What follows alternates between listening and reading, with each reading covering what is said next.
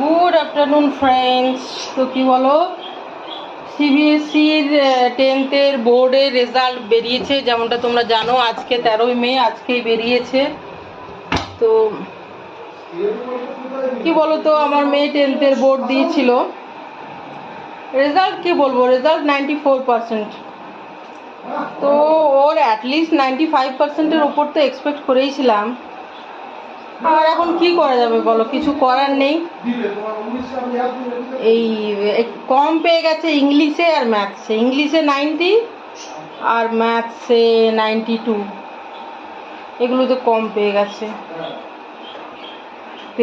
মানে বলাটা ঠিক, মানে নিশ্চয়ই ভালো করতে পারেনি বলেই পেয়েছে। আর বাকি এসএসটিতে 97, এআই 96, আর বাংলাতে 95, ইংলিশে 90। সেটাই বোঝায়, ইংলিশে 90 মানে কত পার্সেন্টেজটাকে ডাউন করে দিয়েছে, বুঝতে পারছো। আর ম্যাথসও কম পেয়েছে 92।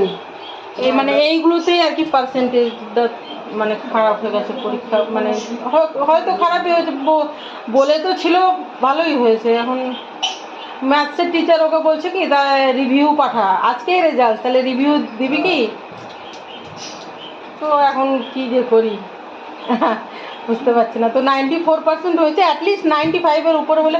শোনো, যদি বলো যে দিদি 94-এই কি কম, সেটা রাজ্যে যেমন ধরো স্টুডেন্ট বরাবর যারা ভালো করে আসছে, ধরো নার্সারি থেকে এলকেজি থেকে একবারে যারা ভালো, সেই হিসেবে বলা হচ্ছে। তো চলো, ভালো থেকো। এখন আমার লাইফস্টাইল চ্যানেল, আমি ডেলি ব্লগ দিই, ডেলি আপডেট দিই আমার বাড়িতে কি হচ্ছে।